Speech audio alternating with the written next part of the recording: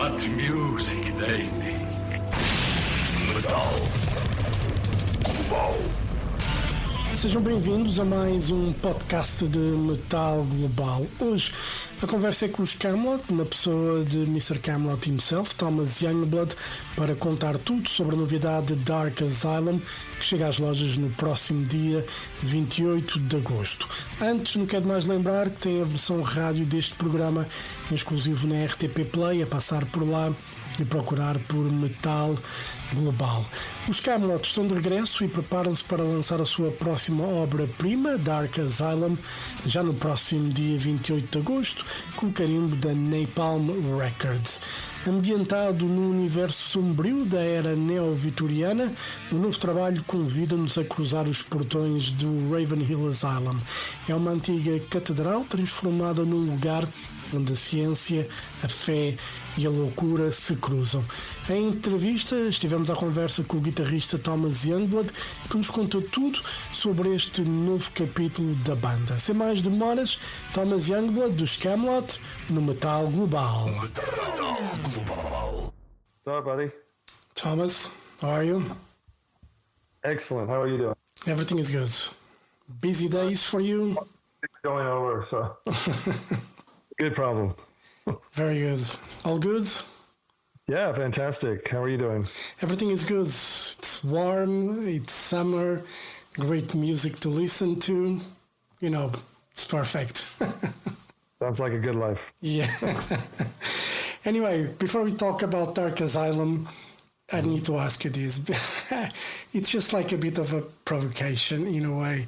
But every time for the last few years, every time you put a new song out, there's always someone that says, why don't you put Karma 2 out?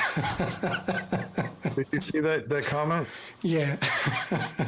Did you see my reply? I did, yes. So that wasn't you, right? But yeah, that was that's kind of sad. It's 2026. Wake up, you know. yeah. You know, Hey, can I just grab a drink real quick? I Yes. didn't have any time. yeah. I have a break after this, so if we need to go over, we can. Okay. It's interesting you have the Megadeth shirt. I'm going to be talking to Dave Ellison later. Oh, very good. Yeah, he's got a podcast. Yeah, he does. Yeah. And the Megadeth were supposed to play here in Portugal and then canceled last minute. But Yeah, I heard about that. that's, another story. Anyway, but, speaking of what we were talking about people asking for Karma 2, normally I say to people, like, let's try to imagine Michelangelo or Edward Munch, living in 2026 and people just asking, do Mona Lisa 2 or do the Scream 2? I mean, poor guys. Crazy. I would never do that. I would never even go if I heard a song and I hated it, I would never go on the Facebook and go, this is shit. It's like, why do you spend your time doing that? Yeah. Just go away.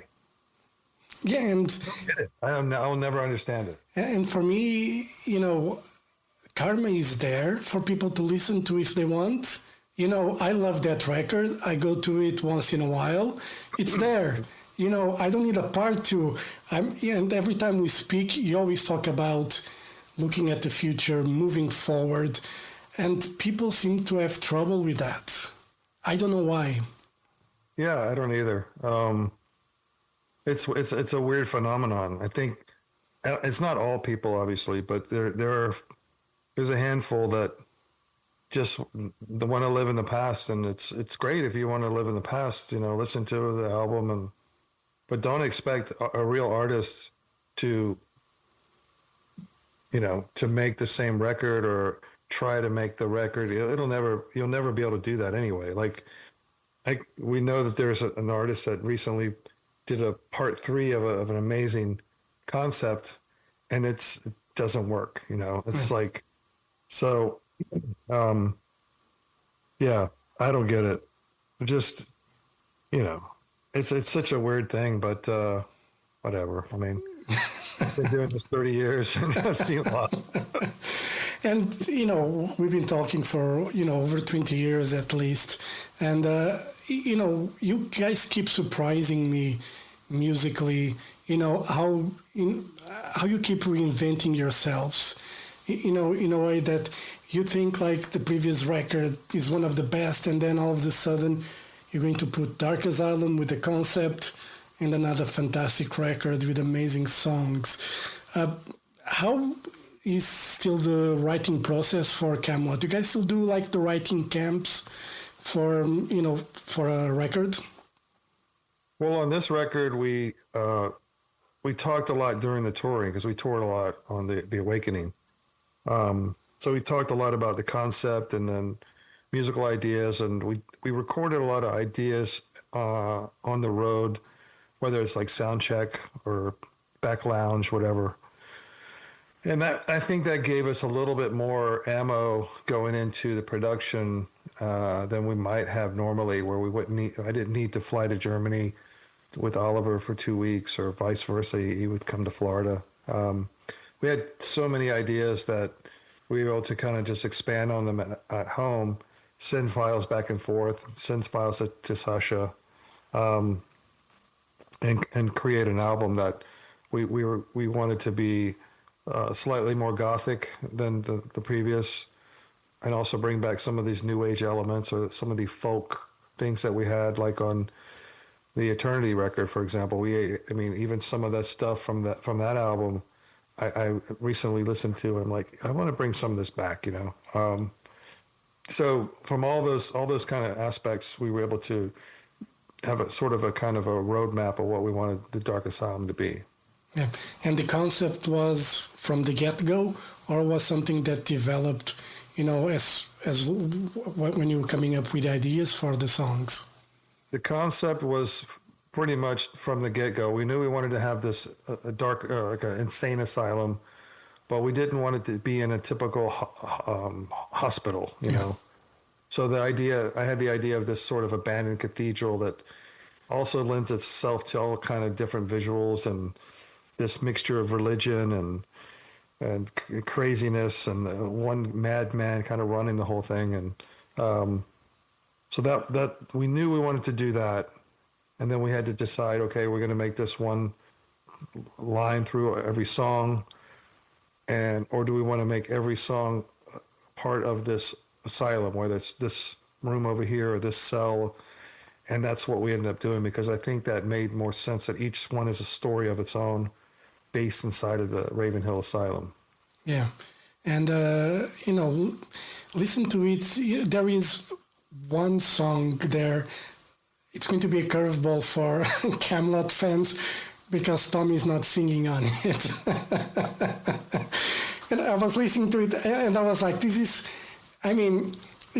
obviously it's not groundbreaking in any way, but it's such a nice touch and so different that really gets your attention right away, because you hear this, female voices singing. It's a song, but where's Tommy? And there's... Yeah. So that originally was going to be a small little interlude. We have interludes on... We've had interludes before, like Nocte Veritas is an interlude on the album. But the melody and the part became so good that we had to expand it. And for the listeners out there, it's basically a folk song sung in Icelandic, and the singers is Rannveig and her daughter Solveig. But Rannveig, for fans from the past, sang on Sailor Man's Hymn on the Fourth Legacy. So we brought her back, which was really special because she's just such a unique talent and vocalist, and I mentioned before bringing some of this sort of folk element back to what we do, and I think it's a really cool song on the album. It has Leah Fisher on violin from Elevite. Tommy has no problem with it because he's all over the place on this album. His vocals are amazing. That's one of the things for me about on these records. It seems like Tommy is more free than ever. I remember the first records, listening now, not then, but listening now, he seemed to be kind of finding his ground on the Kamelot universe. You know, the way to sing.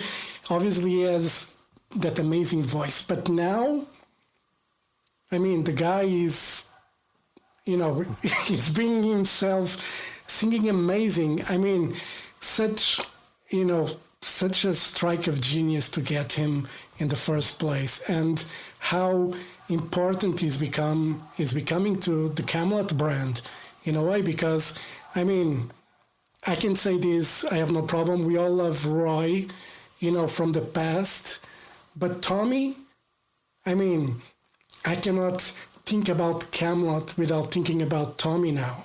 And, you know, I think that's a great thing. And, I mean, fucking hell, he's really amazing on this record. His voice, I mean, I don't know what to say. He's amazing. Amazing dude. He's been now in the band, what is it now, 15 years or something, which is crazy how fast time has flown by. And he's still the same guy, super, he's a perfectionist, but he's also super humble, no mega ego, incredible songwriter, lyricist.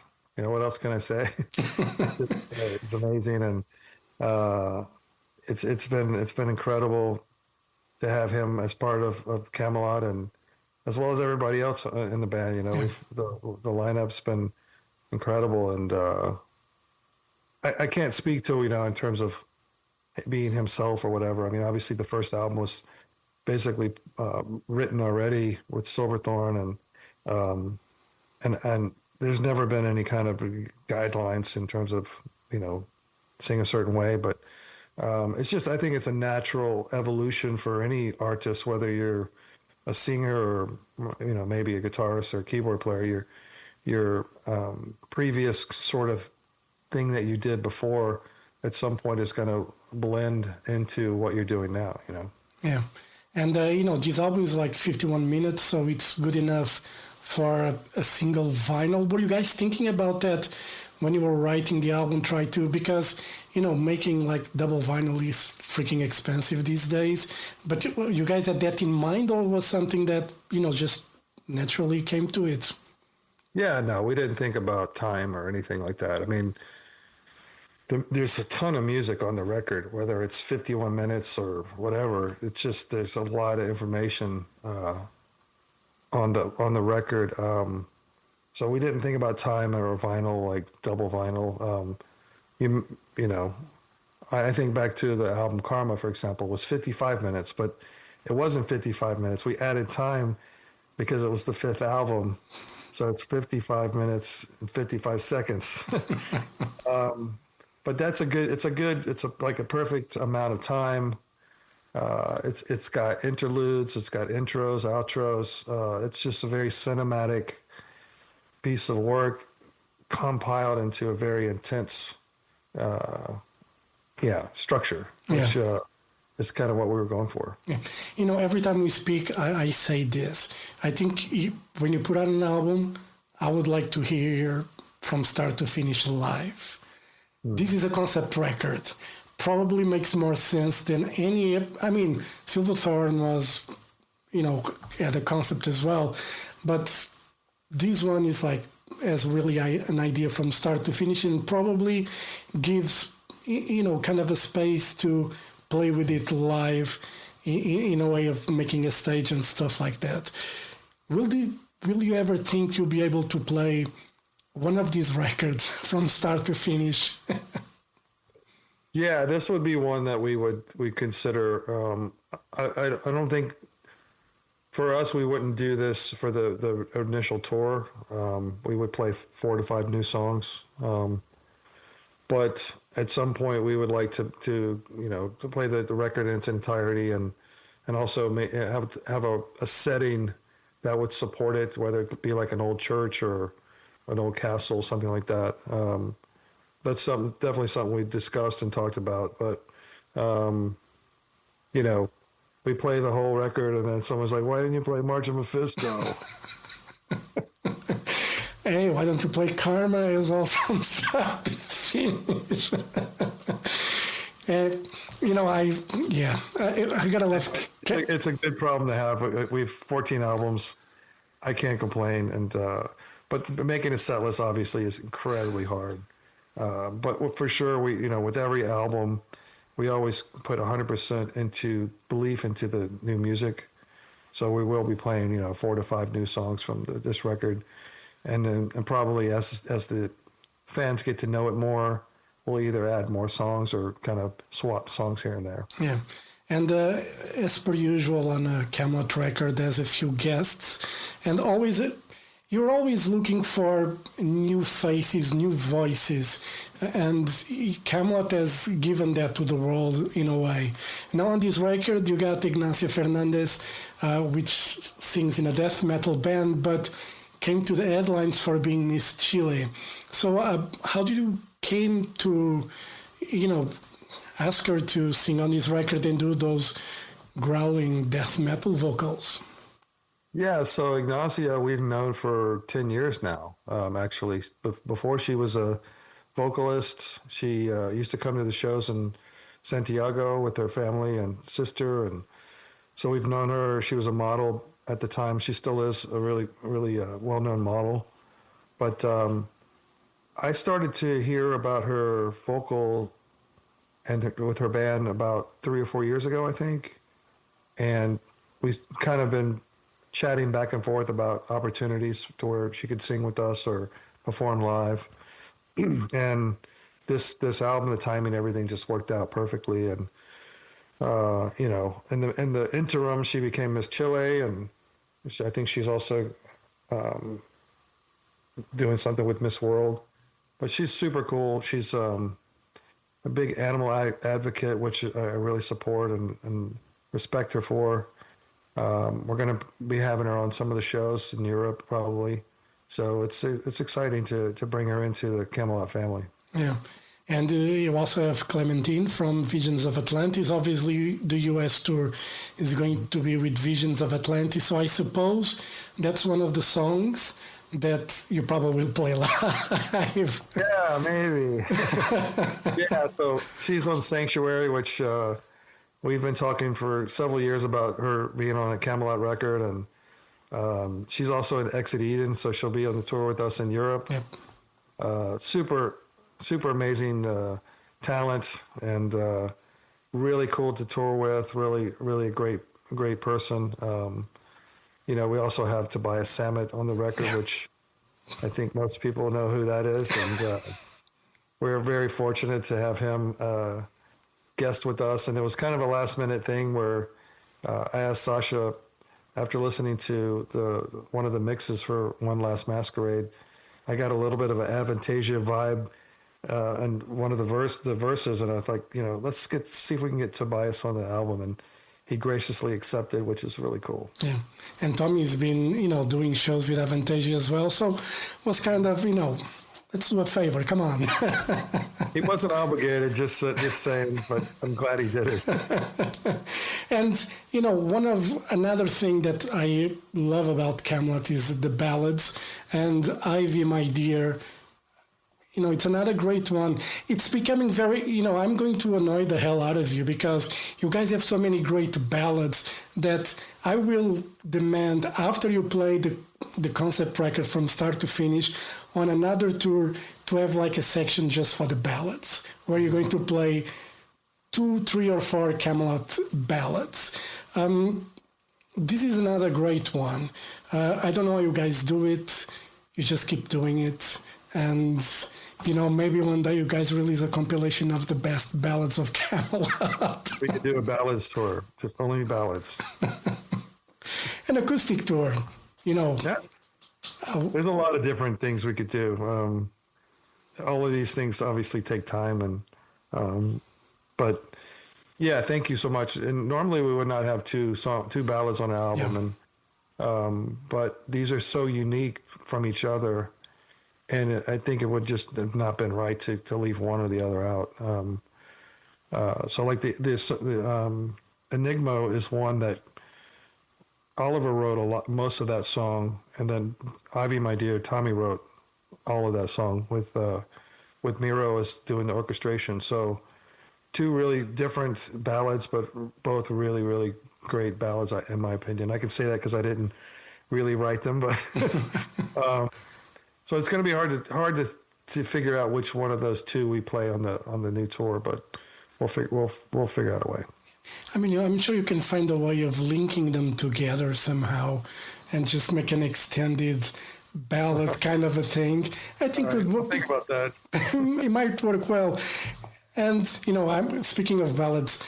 Every time you guys ask on social media which songs you want to hear on the tour, I always write "Don't You Cry," because I remember that, I know it's a special song for you, and I remember when you guys played the first time in Portugal, you ended up playing that song as well.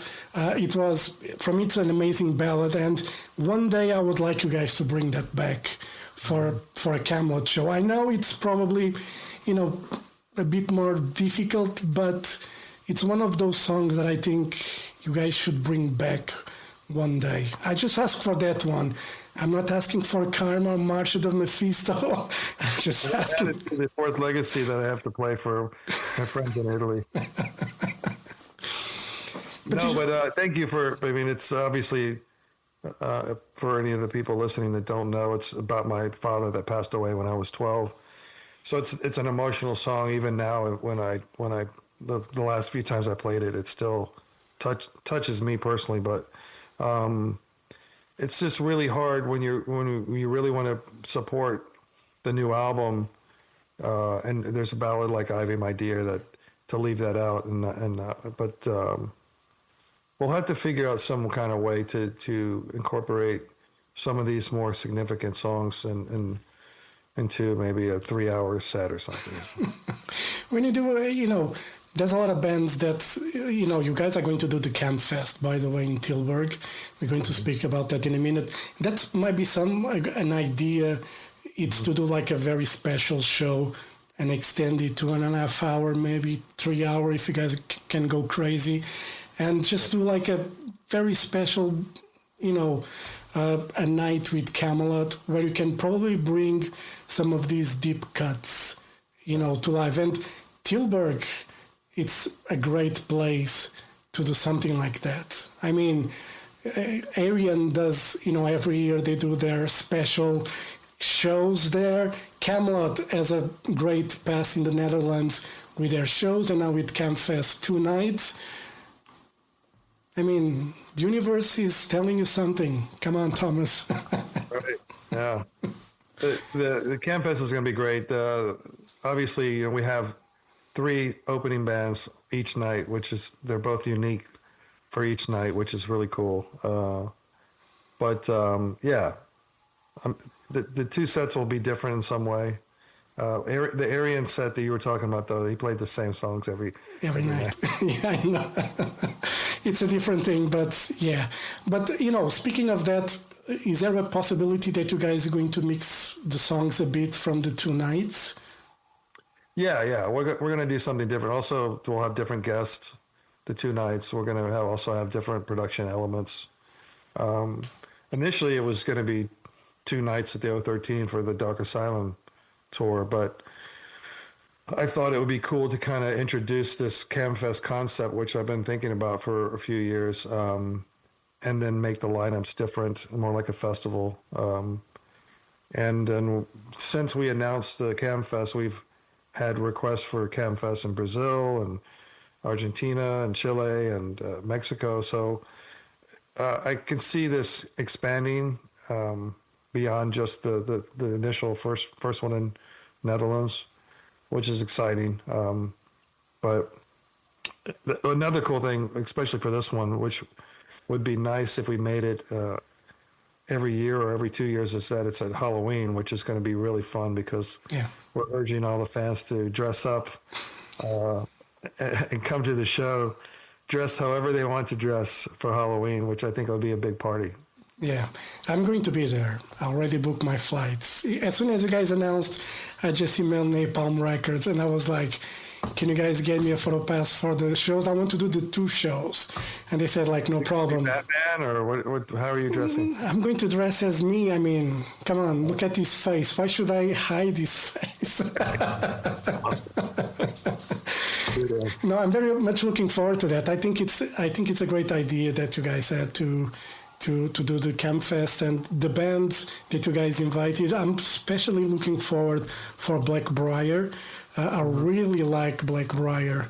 I mean, they're a great band, and it's going to be a good opportunity for me to see them live. So, one of the bands on the first night is called Elegy, which they are really old friends of ours, and the first Kamelot tour ever was Kamelot Elegy co-headlining, and it was one of my favorite tours of my 30 years. And so to have those guys join us is going to be incredible because they're super cool guys, and it's just going to bring back so many memories. I had no idea they were still around, to be honest. I remember Elegy from back in the day when they were, they had some great records, actually. Yeah. And, amazing.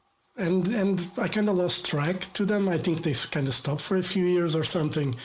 And but seeing them that they're going to play there, it's added bonus. It's great. Yeah, it's going to be great. And I think they took some time off, which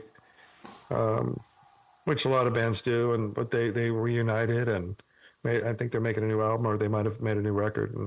And yeah, super nice guys, amazing musicians. It's going to be great.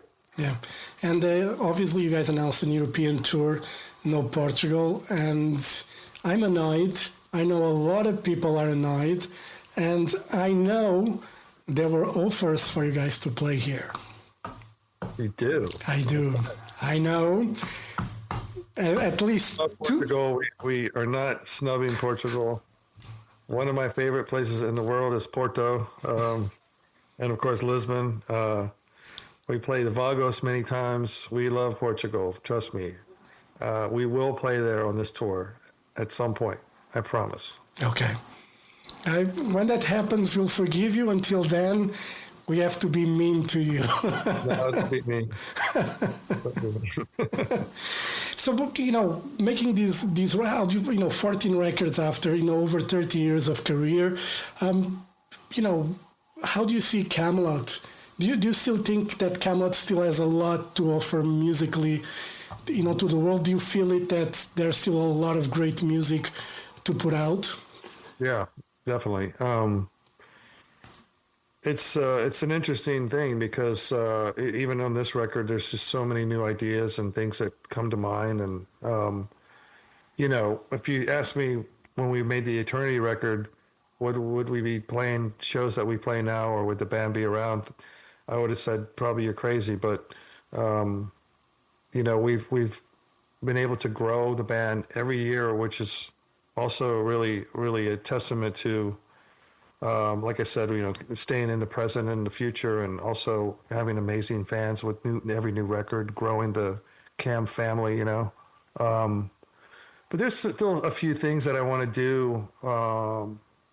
Like, for example, we've been asked for 10 years to do orchestra concert, and it's never been the right kind of fit in terms of the venue or whatever. So we've been talking to someone in Romania about doing an orchestra show at a castle, which would be super cool. That would be something I'd sign up for, So there are still things to be done, still things that we haven't, like you mentioned before, even if we were to do a ballad tour or acoustic tour, there's still a lot of cool things that we can do on top of just making records that we think are really important and creative, artistic, and, being able to kind of bring a show to the fans that they can walk out and say, I can't wait for this band to come back. Yeah. Do you see yourself yet as a legacy band by any means? If we were playing songs only from 20 years ago, we would be a legacy band. Yeah. There are bands like that, and God bless them for that. But that's not, as an artist and a musician, I'm not there yet. Yeah. that fan that wants Karma Part 2, they probably think you're a legacy band. Yeah. I guess he didn't get the memo. Yeah, and and he probably doesn't read or watches or hears a lot of interviews because, as I said, you're always thinking about the future and moving forward. And speaking of moving forward, AI is moving more forward than ever. How do you see the AI being introduced in music, in art?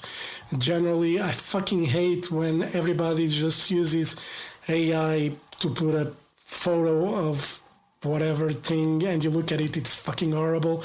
But, what's your take as a musician, as an artist of AI in music? Yeah, I mean, I could just tell you, just as a general person, I have this weird feeling it's going to run its course, whether it's using ChatGPT to ask how to answer an interview question or whatever it might be. I hope that it runs its course where people are like, nah, this is kind of not worth it. It's not worth the resources that it takes, all of these things. Let's think for ourselves. Let's continue to do things old school way. And yeah, that's my hope. Is that going to happen? I don't know. But obviously, 30 years of career and 14th album, it's not something we would even entertain. But my hope is that the whole thing kind of runs its course and people start thinking for themselves again. Yeah. Do you ever felt tempted to go to an AI model thing and try an idea or anything? No, not at all. No, I don't. I mean, even with ChatGPT or things like just simple questions, I try to, like the only time I've used it, I've taken all these tour dates and said, make an itinerary for me. But that's pretty much it. The weird thing is, like, normally you would say, Google that. But now people use AI, ChatGPT, to ask a... I get mad, man. It's a little scary too because it starts to learn who you are based on your questions. It's weird. I'm not a fan. I hope it goes away. But the problem is people rely on these things just like Google. I mean, we talked about Google years ago. How no one thinks for themselves. They Google it. Yeah. So maybe it's just going to be the next kind of like iteration of Google, for example. Yeah, you were mentioning interviews because, I'm still the kind of guy that writes on a notepad. I cannot think of preparing an interview in any different way. I need to have a paper and a pen for the idea that I have for the interview to kind of flow. It's weird, but I cannot do on a computer. I cannot type questions on a computer. It is not the same. I need a pen and a paper. And I think that translates to your interview style, the reaction from your subjects or whatever, and everything is more organic that way. So I think that's a testament to doing things the right way. Yeah. Right, Thomas, I won't keep you longer. Thank you very much for your time. All the best for Dark Asylum. Again, I'm not saying this is the best Kamelot record ever. It's there on top of one of the best. I think this Tommy era, in 20 years' time, we're going to look at it and say how fucking amazing it was, or it is. Hopefully in 20 years' time, you guys are still making music that we can say, fuck, the guys are still great. And we're going to look at all this Tommy era and really appreciate the work that you guys have done. And I know listen, you know me, I'm a Kamelot fan since the first record. People don't remember Vanderbilt as a singer. I do those first couple of records. And it was very different from what Kamelot is now. And I still think this Tommy era, it's knocking out of the park every single record. And for much I can say that I love Roy as a singer and the work he did with Kamelot, I still think this era of Kamelot is still the best. Yeah, and thanks. that's all I can say. Awesome.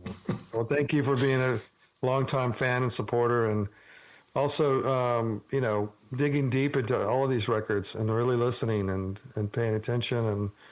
And it's just really great to have guys like you as supporters and fans and friends. And so we look forward to seeing you at the show at the CamFest. And yeah. I'll be on both shows. I'll be there in the pit, and I'll just be waving my hands. Look at me, I'm here. No, I'm done. Yeah, we'll put our heads together and make sure we figure out a way to get to Portugal. Yeah, I have a few ideas, and I know people.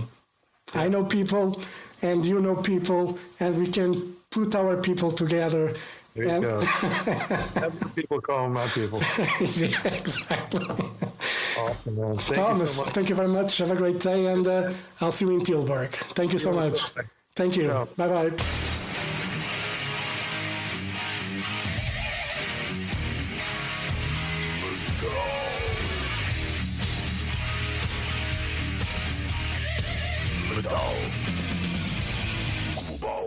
Metal Global foi conversa com Thomas Youngblood dos Kamelot, o novo álbum Dark Asylum, chega às lojas no próximo dia 28 de agosto, com o selo da Napalm Records.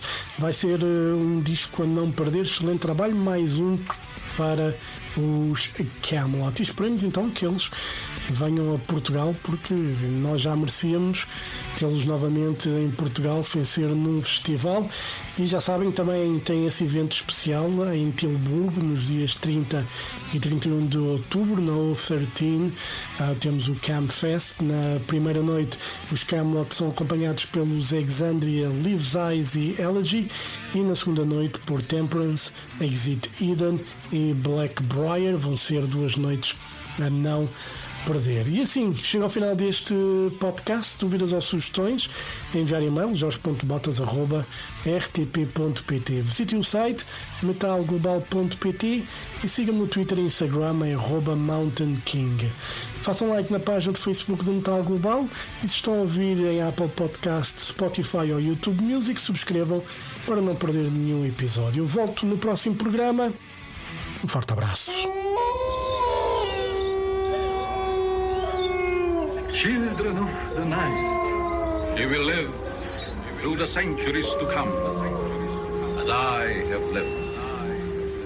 Good night.